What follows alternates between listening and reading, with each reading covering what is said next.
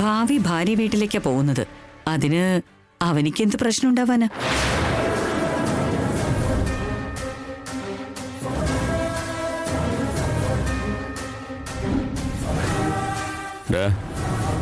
നാളത്തേക്ക് റെഡി ആയിട്ടിരിക്കുക.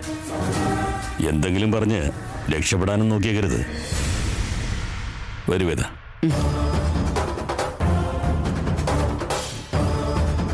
നാളെ ഭാര്യ വീട്ടിലേക്ക് ഭാവി മരുമകൻ വരാൻ പോവാ.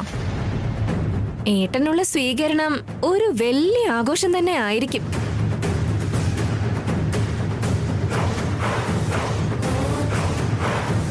വേനൽക്കാലത്തെ തവളെ പോലെ അവന്റെ മുഖം അങ്ങനെ നിൽക്കുന്ന കണ്ടില്ലേ? ഇതെല്ലാം നിന്റെ പ്ലാനാ അല്ലേ? യെസ് ചേച്ചി. 10 ദിവസം ശ്രീകരേട്ടൻ അടുത്തില്ലെങ്കിൽ ആ ആവൻ ഇവിടെ കിടന്ന് ഒരുപാട് കഷ്ടപ്പെടും.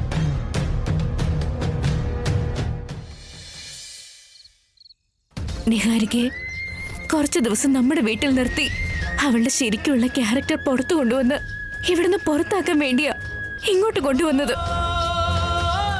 എന്നിട്ടിപ്പോ നിങ്ങൾ ആ വീട്ടിലേക്ക് പോകേണ്ട ഒരു അവസ്ഥ ഉണ്ടാകുമെന്ന് ഞാൻ സ്വപ്നത്തിൽ പോലും പ്രതീക്ഷിച്ചില്ല. എല്ലാം ഇങ്ങനെ തകിടം മറിയുമെന്ന് ഞാനും പ്രതീക്ഷിച്ചില്ലടോ. നിങ്ങൾക്ക് പോകാതെ വഴിയില്ലേ? അമ്മയെ അച്ഛനെ എതിർക്കാൻ എനിക്ക് പറ്റില്ലടോ. മാത്രമല്ല, ഒരു പെൺകുട്ടിക്ക് ഇവിടെ വന്ന് നിൽക്കാമെങ്കിൽ ഒരു ആൺകുട്ടിക്ക് അവിടെ വന്ന് നിൽക്കാൻ പറ്റില്ല എന്ന് അവരുടെ പാരന്റ്സ് വെച്ചപ്പോ നിഹാരികയുടെ അച്ഛനും അമ്മയും അങ്ങനെ പറഞ്ഞത് കേട്ട് എനിക്ക് ഉത്തരം മുട്ടിയടോ. അതുകൊണ്ടാ എതിർത്തൊന്നും പറയാതിരുന്നത്. നമ്മുടെ കല്യാണം കഴിഞ്ഞ ഒന്നോട്ട് ഒരു ദിവസം പോലും നമ്മൾ മാറി നിന്നിട്ടില്ല. ഇപ്പൊ നിങ്ങള് 10 ദിവസം എന്റെ അടുത്ത് കാണില്ല എന്ന് ആലോചിക്കുമ്പോ തന്നെ വലിയ വിഷമം തോന്നുന്നുണ്ട് ഏട്ടാ. രക്ഷപ്പെടാൻ ഒരു മാർഗവും ഞാൻ കാണുന്നില്ല.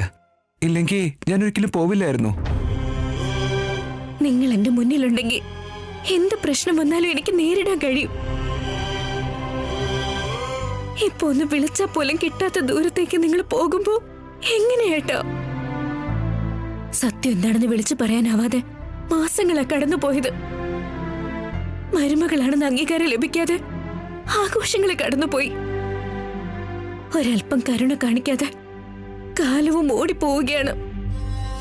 നമ്മളിപ്പോഴും നല്ലത് സംഭവിക്കുന്ന സമയവും കാത്തിരിക്കുന്നു. താലി ഇവരെ കാണിക്കണമെന്നുള്ള ആഗ്രഹത്തെക്കാൾ താലി ആരും കാണരുതെന്നുള്ള ഭയം വർദ്ധിച്ചുകൊണ്ടിരിക്കുക. ഇതാണോ ഏട്ടൻ നമ്മൾ ആഗ്രഹിച്ച സുന്ദരമായ ഭാവി? ഇതാണോ നമ്മൾ സ്വപ്നം കണ്ട ജീവിതം? കൺമുന്നില് എല്ലാ വഴികളും അടഞ്ഞതുപോലെയാ തോന്നുന്നത്. ദിക്കും ദിശയും അറിയാതെ വഴി തെറ്റി ഇരുട്ടിലേക്ക് വീണുകൊണ്ടിരിക്കേട്ട. ഒരു വഴിയില്ലാത്തതുകൊണ്ട് നിങ്ങളിപ്പോ ആ വീട്ടിൽ നിൽക്കാൻ പോകുന്നതും. നിങ്ങൾ വരുമ്പോഴേക്കും എനിക്കെന്തെങ്കിലും സംഭവിച്ച, എനിക്കെന്തെങ്കിലും പ്രശ്നമുണ്ടായ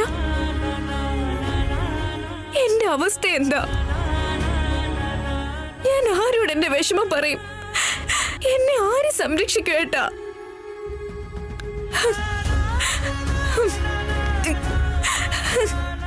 ദൈവമേ, എന്തിനാ എനിക്ക് ഇത്രയും വലിയൊരു ശിക്ഷ വിധിച്ചത്?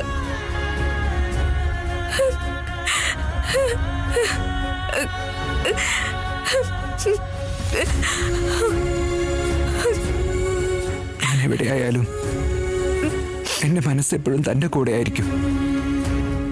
ഞാൻ എത്ര അകലെയാണെങ്കിലും തനിക്കൊരു ബുദ്ധിമുട്ടും വരാതെ കണ്ണിലെ കൃഷ്ണമണി പോലെ ഞാൻ കാക്കും.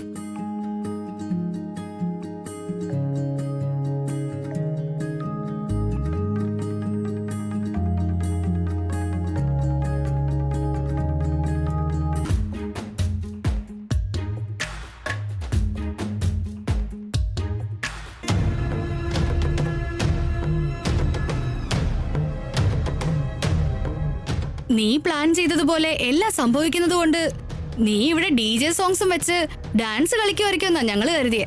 നീ ഇതെന്താ ടെൻഷൻ അടിച്ച് അങ്ങോട്ടും ഇങ്ങോട്ടും നടക്കുന്നേ? ലാവണ്യ പറഞ്ഞതുപോലെ സന്തോഷമായിരിക്കേണ്ട സമയത്ത് നീ എന്താ ഇങ്ങനെ? എന്താ ആലോചിക്കുന്നേ? ഞാൻ നല്ല ഹാപ്പി തന്നെയാണ് ചേച്ചി. ബട്ട് ആവനിയുടെ കാര്യത്തിലെ ചെറിയൊരു ടെൻഷൻ.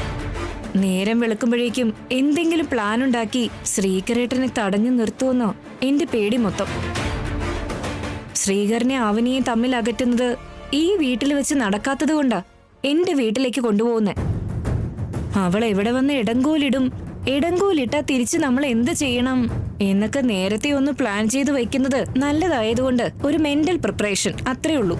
ശ്രീകരനെ നിന്റെ കൂടെ കൊണ്ടുപോകുന്നത് കൊണ്ട് നീ ഒരുപാട് സന്തോഷിക്കുന്നുണ്ടെങ്കിലും ശ്രീകർ അവിടെ നിന്റെ കൂടെ ഉള്ള ഓരോ നിമിഷവും അവളെ കുറിച്ചായിരിക്കും ആലോചിക്കുന്നുണ്ടാവുക.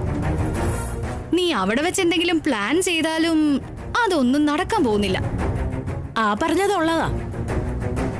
ആള് നിന്റെ അടുത്തും മനസ്സ് ആവനിയുടെ അടുത്തും. ആ മനസ്സ് മാറ്റാനൊന്നും നിനക്ക് കഴിയില്ല. ആ കാര്യം എനിക്കറിയാം വസന്ത ചേച്ചി. അങ്ങനെയാണെങ്കിൽ എന്റെ അനിയനെ കൊണ്ടുപോയിട്ട് എന്താ കാര്യം? പറഞ്ഞിട്ട് കേൾക്കുന്നില്ലെങ്കിൽ കയ്യിൽ കിട്ടുമ്പോ മന്ത്രം ജപിച്ചങ്ങ് വശീകരിച്ചേക്കണം. എന്താ നിനക്ക് മന്ത്രവും തന്ത്രവും ഒക്കെ അറിയോ? ദുർമന്ത്രവാദം വല്ലതും അറിയോ നിനക്ക്? അയ്യോ, എന്നാ നിന്നെ ശരിക്കും സൂക്ഷിക്കണമല്ലോ. ഒന്ന് ദൂരേക്ക് നിന്നോ ലാവണ്യ. ഛേ, നിർത്തുന്നുണ്ടോ? മന്ത്രം എന്നാൽ ലഹരി. ലഹരിയോ? എന്റെ അനിയൻ ഇങ്ങനത്തെ ശീലമൊന്നുമില്ല. ഒരു ബിയർ പോയിട്ട് റെഡ് ബുള്ള് പോലും കുടിക്കില്ല. ആ ലഹരി അല്ല. പിന്നെ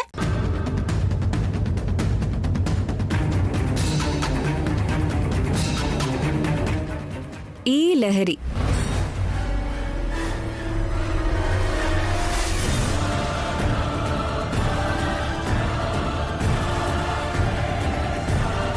എന്താ ഇത്? ബോധം കെടുത്തുന്ന മരുന്നെന്തെങ്കിലും ആണോ? ഇന്ന് സത്യത്തിൽ നിങ്ങളും ഞാനും കംപ്ലീറ്റ്ലി സിങ്ക് ഔട്ട് ആയിട്ട് കിടക്കുക. ഇത് ബോധം കെടുത്താനുള്ളതോ കൃഷിക്ക് അടിക്കാനുള്ളതോ അല്ല. Powerful liquid. ഇതിന് ഭയങ്കര കിക്കായിരിക്കും. ഇത് കുടിച്ചാ ഡീപ്പായിട്ടുള്ള മയക്കത്തിലേക്ക് അങ്ങ് വീണുപോകും. എനിക്കൊറ്റയ്ക്ക് കിട്ടുന്നൊരു സമയത്ത് ഇത് ഉപയോഗിക്കാലോ എന്ന് കരുതി വരുത്തിച്ചതാ. ഇത് നീ എന്താ ചെയ്യാ? എന്താ ചേച്ചി നിങ്ങളൊന്നും അറിയാത്ത പോലെ? ഇതൊക്കെ ഇവിടെ ആദ്യമായിട്ടാ. ഞങ്ങൾക്ക് ഇതിനെ കുറിച്ചൊന്നും അറിയില്ല. അതുകൊണ്ടാ ഞങ്ങൾ ചോദിച്ചേ. നല്ല നേരം നോക്കി ശ്രീകരേട്ടനെ കൊണ്ടിത് കുടിപ്പിക്കും. അവൻ മയക്കത്തിലേക്ക് വീണതിന് ശേഷം അവനെ ഞാൻ എന്റെ സ്വന്തമാക്കും. ഐ മീൻ കമ്മിറ്റ് ആകുമെന്ന്.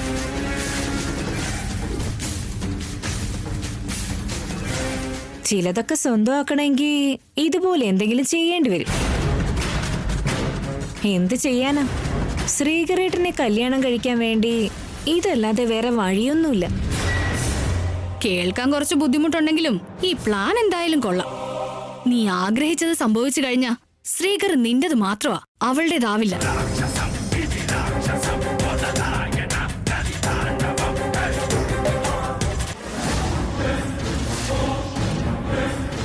തീർച്ചയായിട്ടും അത് സംഭവിച്ചിരിക്കും ചേച്ചി.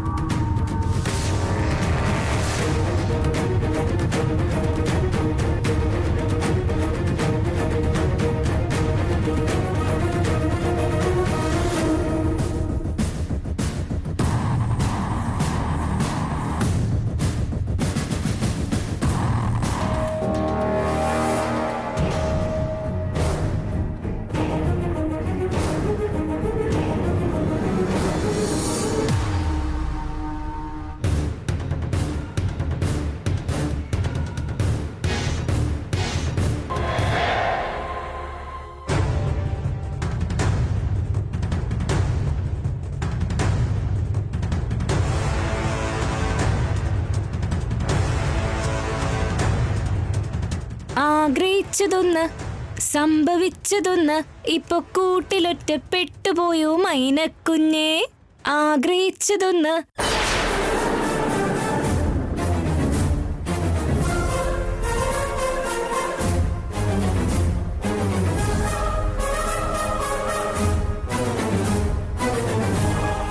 ശ്രീകരേട്ടൻ കെട്ടിത്തന്ന ഈ താലി പുറത്ത് കാണിക്കാനാവാത്ത ഒരു അലങ്കാര വസ്തുവായി മാറി.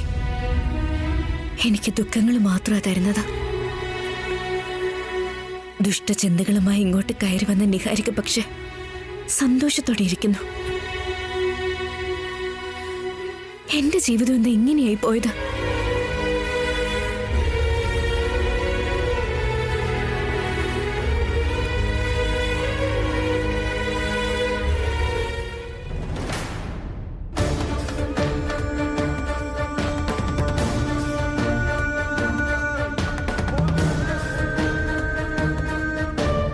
ഇതെന്താ ശ്രീകരേട്ടൻ ഇതുവരെ ലഗേജ് ഒന്നും റെഡിയാക്കി വെച്ചില്ലേ? നിഹാരിക, എന്താ ഏട്ടാ? നമുക്ക് പിന്നൊരിക്കൽ വീട്ടിലേക്ക് പോയാൽ പോരെ?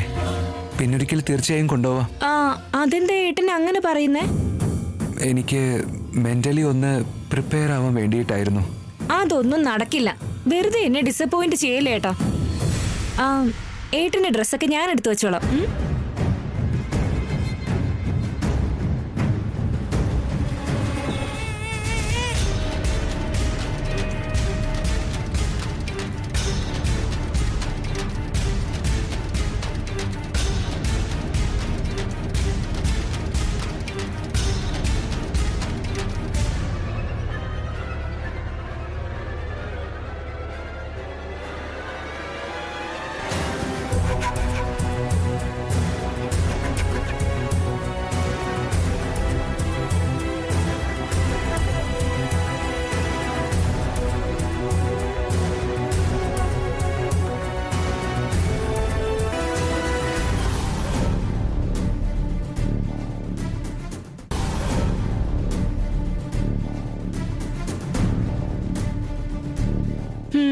ഞാനേ 4 ടീഷർട്ട് എടുക്കുന്നുണ്ടേ. എന്തിനാണെന്നോ? ടീഷർട്ട് ഇട്ടാൽ ഏട്ടനെ കണ്ട നല്ല സ്മാർട്ട് ആയിരിക്കും.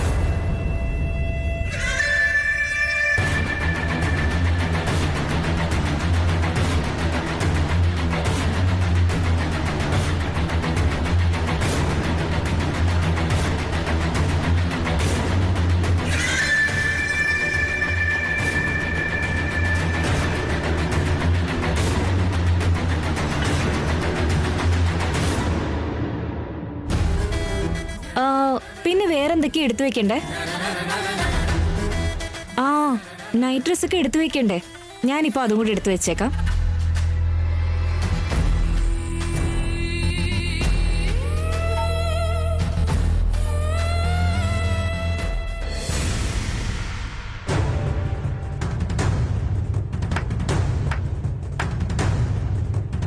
അപ്പോ ഏട്ടന്റെ ലഗേജ് റെഡി ആയിട്ടുണ്ട്. എന്നാ ഏട്ടൻ പുറത്തേക്ക് വാ. ഞാനും എന്റെ ലഗേജ് എടുത്തിട്ട് പുറത്തേക്ക് വരാം.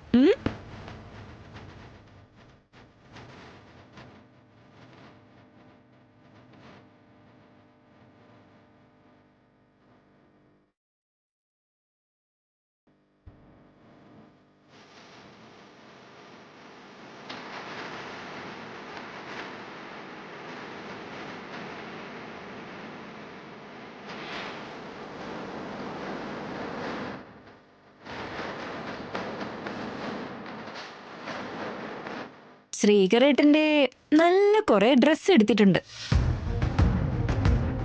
എന്തിനാണെന്നോ? എന്റെ വീട്ടിലേക്ക് കുറെ ബന്ധുക്കളും സുഹൃത്തുക്കളും ഒക്കെ വരില്ലേ?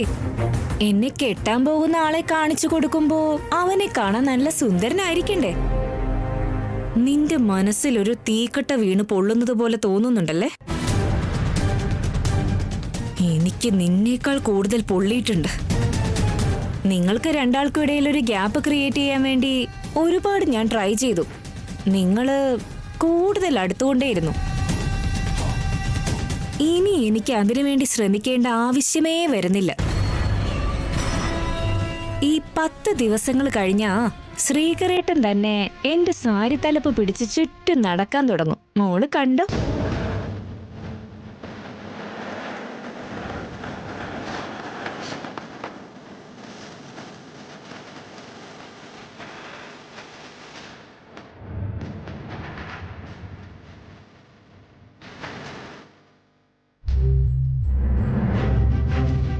നിഹാരിക, ദുർമുഹൂർത്തം തുടങ്ങുന്നതിന് മുമ്പ് പെട്ടെന്ന് വാ മോളെ.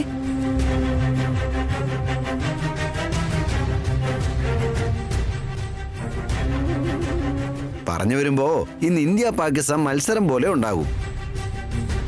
രണ്ടാളും കാലെടുത്ത് പുറത്തു വെക്കുന്നതിന് മുമ്പ് എന്താ സംഭവിക്കുന്നത് കണ്ടറിയാം. ശ്രീകർ അവന്റെ ഭാര്യയുടെ വീട്ടിലേക്ക് പോകുന്നു, അതിനെന്ത് സംഭവിക്കാനും? നമ്മൾ കാണാത്ത ഒരുപാട് കാര്യങ്ങൾ ഉണ്ടാവും അച്ഛാ.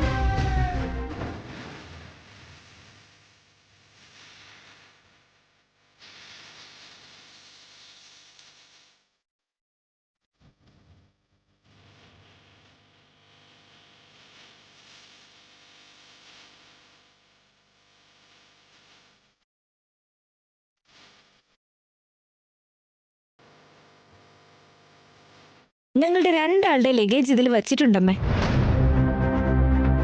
നിഹാരിക, ഇടയ്ക്കിടയ്ക്ക് സന്തോഷത്തിന് ഞങ്ങളും അങ്ങോട്ട് വരാൻ കേട്ടോ. അതെന്തിനാ പായസത്തിലെ ഏലക്ക പോലെ? രണ്ടാളും സന്തോഷമായിട്ടിരിക്കണം. ഞാൻ ഇപ്പോഴും ഓക്കെ അല്ലേ അച്ഛാ? ശ്രീകരേട്ടനാ ഇപ്പോഴും മൂടിയായിട്ടിരിക്കുന്നത്. അവിടെ നിങ്ങൾക്ക് ആവശ്യത്തിലധികം പ്രൈവസി ലഭിക്കുമല്ലോ നിഹാരിക. ഒക്കെ ശരിയാവുന്നേ. നിങ്ങളുടെ സ്വകാര്യതയുടെ ഇടയിലേക്ക് വരുന്ന ആൾക്കാരൊന്നും അവിടെ കാണില്ലല്ലോ. മുഹൂർത്തായിട്ടുണ്ട്, ഇറങ്ങാൻ നോക്ക്. ശ്രീ, നിഹാരികയോട് നന്നായി പെരുമാറണം കേട്ടല്ലോ. എന്റെ മനസ്സിൽ തോന്നുന്ന പോലെ പ്രവർത്തിക്കുമേ. ആർട്ടിഫിഷ്യലായിട്ട് നിൽക്കാൻ പറ്റില്ല. മനസ്സുകളെ വിജയിക്കുന്നത് അത്ര കണ്ട് എളുപ്പമല്ല ആന്റി. മുകളിലുള്ള ആളെ എഴുതി വെച്ച ബന്ധങ്ങളിലേ അത് സംഭവിക്കും. അതായത് ഞാൻ ഉദ്ദേശിച്ചതേ ശ്രീകർ സാറിനെയും നിഹാരിക്കനെയും ഉദ്ദേശിച്ച് പറഞ്ഞതല്ല, ജനറലായിട്ട് പറഞ്ഞതാ. മുകളിലുള്ളവൻ എഴുതി വെച്ചത് കൊണ്ടല്ലേ രണ്ടുപേരുടെയും നിശ്ചയം കഴിഞ്ഞത്. പിന്നെ അല്ല, ആവണി ശരിക്കും മെച്ചൂരിറ്റി ഇല്ലാതെ സംസാരിക്കുന്നത്. ഞാൻ എല്ലാം പോസിറ്റീവായിട്ടേ എടുക്കാറുള്ളൂ പൃഥ്വിരാജ് ചേട്ടാ. ആവനി പറഞ്ഞത് ആശീർവാദമായിട്ട് ഞാൻ കരുതിക്കോളാം. ആ, എന്തൊക്കെ പറഞ്ഞാലും ദേവാലയം പോലുള്ള ഈ വീടിനെ വിട്ടു പോണെന്ന് പറയുമ്പോ വിഷമമുണ്ട്. പക്ഷേ വേറെ വഴിയില്ലല്ലോ. എന്താണെന്ന് വെച്ചാ അവിടെ പൂജയൊക്കെ ഉള്ളതല്ലേ. പൂജയ്ക്ക് വേണ്ടി നീ ജീവൻ വരെ കൊടുക്കുമല്ലോ. വേറെ വഴിയില്ല നിഹാരിക. മുഹൂർത്തം കഴിയാൻ നിൽക്കല്ലേ, ഇറങ്ങാൻ നോക്ക്. ഞാൻ ആഗ്രഹിച്ചതൊക്കെ നടക്കാൻ വേണ്ടി എന്നെ ആശീർവദിക്കണം അമ്മേ.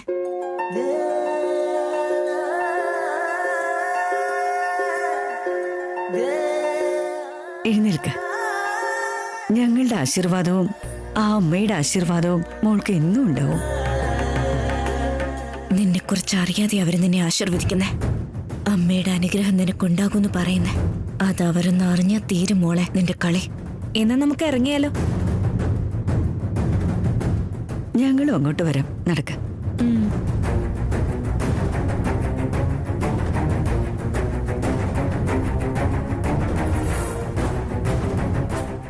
എന്തു പറ്റി മോളെ?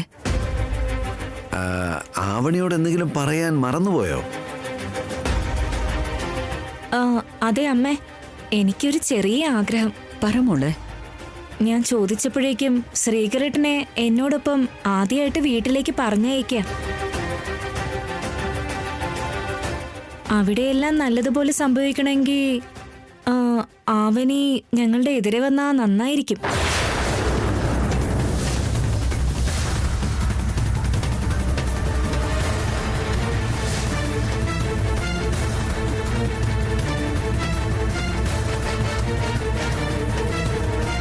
ആവനെ എന്തിനാ അങ്ങനെയൊക്കെ നിൽക്കുന്നത്?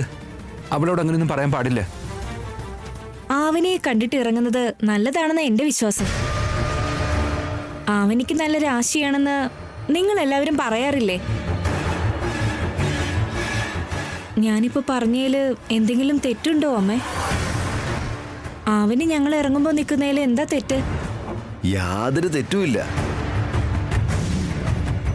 എന്താന്ന് വെച്ചാ ആവണി നമ്മുടെ ഈ കുടുംബത്തിന് നല്ലത് വരാൻ വേണ്ടി ആഗ്രഹിക്കുന്ന പെണ്ണാ. മോളെ അവനി, നിഹാരിക ആഗ്രഹിക്കുന്ന പോലെ കയ്യിലെ ഗംഗയും പിടിച്ചുകൊണ്ട് കാറിനെതിരെ വരണേ മോളെ. അവര് പുറപ്പെടുന്നത് നല്ല മുഹൂർത്തത്തിലല്ലേ ആന്റി? ഇനിയിപ്പോ ഇതിന്റെ ആവശ്യമില്ലല്ലോ. മുഹൂർത്തം വേറെ, നിന്നെ പോലെ നല്ല മനസ്സുള്ളൊരു കുട്ടി മുമ്പിൽ വരുന്നത് വേറെ. രണ്ട് ശക്തികളും ഭാവി ദമ്പതിമാർക്ക് നല്ലത് മാത്രമേ ജീവിതത്തിൽ വരുത്തും മോളെ. അതെ മോളെ, ഈ വീടായിട്ട് ബന്ധപ്പെട്ട് ഓരോ കാര്യങ്ങളിലും നീ നല്ലതേ ആലോചിച്ചിട്ടുള്ളൂ. ഇപ്പൊ നീ എതിര് നിൽക്കല്ലേ മോളെ. ഇഷ്ടമില്ലെങ്കിൽ പിന്നെ അവളെന്തിനാ വെറുതെ നിർബന്ധിക്കുന്ന അച്ഛാ? അതിന് ഫോഴ്സ് ചെയ്തില്ലടാ. ആവിനി ഈ വീടിന് വേണ്ടി എന്തൊക്കെ ചെയ്തിട്ടുണ്ട്. നീ വേഗം ചെല്ലു മോളെ.